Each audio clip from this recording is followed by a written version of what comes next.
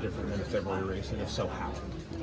Yeah, it always has a little different vibe for sure, but and I personally always look forward to the night race here. I think it's really cool and fun and just a different atmosphere, and you're late in the season, kind of have a little different understanding of what the year looks like. So, yeah, it definitely feels different, but I've always enjoyed this event. There are drivers that are in desperate situations.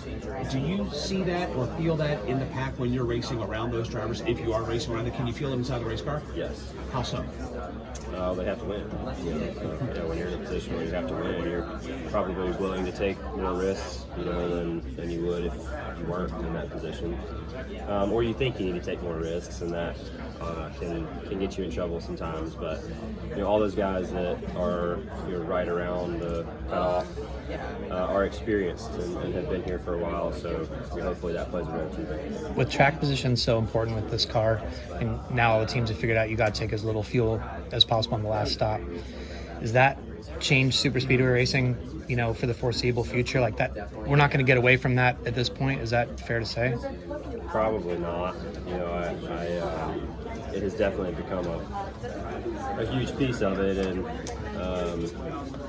it's been that way, for a couple years now, and I know it's just kind of started to become talked about a little more than it probably was there at the beginning, but certainly it's no secret, and everybody's trying to find that advantage. So we'll see how it changes, if it changes moving forward. But certainly it's hard to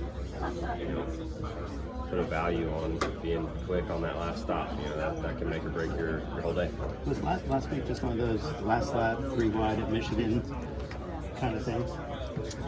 Yeah, for sure. I mean, obviously, I hate that it ended up the way it did, and hated to mess up Ryan's day too. But we were all packing it off in the corner, trying to get around there to have a better finish. So like I told him, I hated it. Certainly was not my intent. And,